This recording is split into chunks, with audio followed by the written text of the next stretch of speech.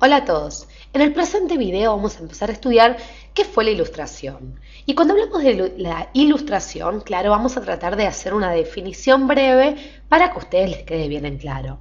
Les cuento que la ilustración se puede definir, si se quiere, como un conjunto de cambios culturales,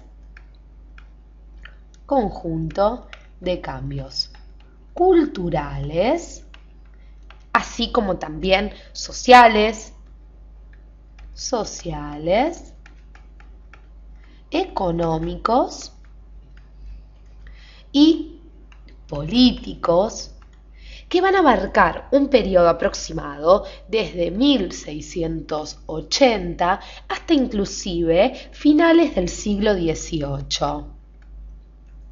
Fines entonces del siglo XVIII para poner un tiempo aproximado, ¿sí? Época, si ustedes recuerdan, en la que va a comenzar, o la que se iniciará, la Revolución Francesa, a la cual le dedicamos muchos videos en Educatina. Seguimos adelante. ¿Por qué? Porque claro que entre todos estos cambios, nosotros debemos pensar a la ilustración como un periodo histórico en donde vamos a ver claramente la evolución del pensamiento burgués. Evolución del pensamiento burgués. ¿Sí? De las características propias de la burguesía. La burguesía, les cuento, que formaba parte de aquel estamento conocido como tercer estado. Tercer estado, esto lo vimos muy claro en nuestros videos y lo van a ver muy claro en nuestros videos de la Revolución Francesa y en las causas de la Revolución Francesa. Entonces la burguesía va a ocupar un papel protagónico dentro de la ilustración. Cada vez más la burguesía iba tomando conciencia del poder que tenía, sobre todo porque estaba formada por comerciantes, así como también los industriales y ciudadanos dedicados a oficios liberales. Industriales y aquellos dedicados a diferentes oficios liberales, como decíamos. Pero básicamente la burguesía era una clase consolidada para aquel entonces, para la etapa desde 1680 en adelante, inclusive ya hablando de 1789, es decir, fines del siglo XVIII. Pero vamos a ver algunas características más importantes de la ilustración. Primero, no dejemos de lado esta maravillosa obra de Rembrandt, pintor holandés, que va a pintar en 1662, ¿sí? Esta famosa obra llamada Los Síndicos de los Pañeros, que representa ni más ni menos que a esta incipiente burguesía europea. Sigamos adelante entonces, vamos a seguir estudiando qué pasaba con la ilustración. ¿Por qué? Vamos a hacer un espacio y vamos a quedarnos con esta imagen, porque en Francia, y a principios sobre todo del siglo XVIII, los intelectuales encabezaban una corriente del pensamiento que se manifestaba luego en toda Europa. Entonces, ya podemos hablar de intelectuales. ¿Sí? Estos intelectuales, que partieron de las ideas propias del empirismo inglés, por ejemplo, empirismo inglés, ¿sí? Se centraron sobre todo en divulgar de alguna manera y aplicar prácticamente los principios de la investigación científica. Entonces, por ejemplo, los filósofos ilustrados comenzaron a criticar todas las tradiciones. Criticaban la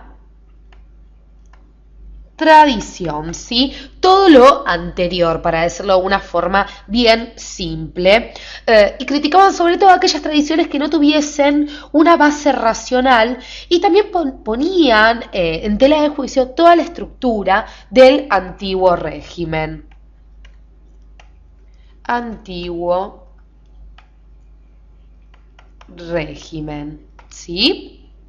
Sigamos adelante, porque si nosotros hablamos de intelectuales importantes, no podemos dejar de lado a este señor que vamos a ver a continuación, que es ni más ni menos que Montesquieu. Vamos a poner aquí.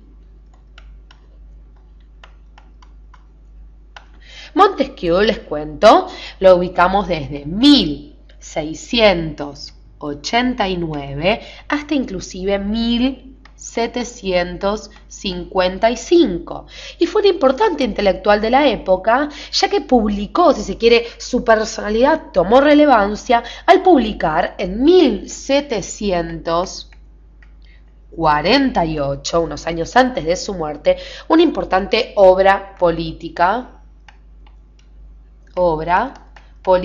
que estamos viendo aquí, denominada o llamada, mejor dicho, El espíritu de las leyes. Aquí lo estamos viendo en francés, ¿sí? En donde básicamente él establecía el principio de la división de poderes del Estado.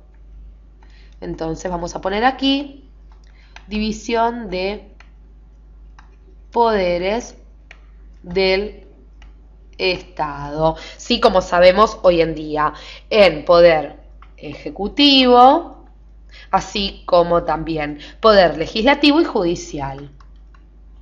Legislativo y, claro, judicial, por lo cual esta obra tomó gran relevancia, sobre todo para los intelectuales, los políticos y filósofos de aquella época.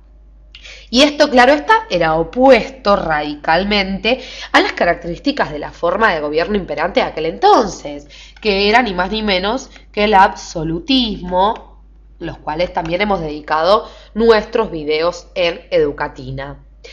Otro hecho a destacar, si seguimos hablando de la Ilustración, ya en la segunda mitad del siglo XVIII va a ser la aparición en Francia de una generación de intelectuales conocidas como los enciclopedistas. Vamos a quedarnos aquí. Vamos a quedarnos con estas imágenes y vamos a hablar entonces de los enciclopedistas. Bien largo el nombre, pero fácil. Cuando hablamos de los enciclopedistas, entonces los ubicábamos en la segunda mitad del siglo XVIII. Segunda mitad del siglo XVIII. Y les cuento que lo que hicieron ellos fue recopilar todos los conocimientos en la famosa enciclopedia francesa que estamos viendo en la imagen, que comenzó a publicarse ni más ni menos que en el año 1751. La misma, les cuento, estaba dirigida por el filósofo Diderot, ¿sí? Y el matemático D'Alembert, que lo tenemos aquí. D'Alembert, vamos a anotarlo para que ustedes puedan tomar nota de estos grandes personajes de la Ilustración. Contando también, les cuento, con la ayuda, con la colaboración posterior de Voltaire, que vamos a ver en la siguiente imagen. Vamos a ubicarla mejor. Aquí lo tenemos a nuestro amigo Voltaire, ¿sí? Y el demócrata Rousseau, como estamos señalando en esta imagen. Y les cuento que ya que hablamos de Rousseau, va a ser Rousseau quien va a elaborar, o quien elaboraría, una obra muy importante llamada El contrato social, que estamos viendo aquí.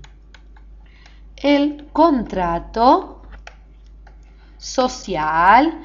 Hemos dedicado un video especial en nuestra sección de filosofía con respecto a este personaje, este filósofo tan interesante de la Ilustración.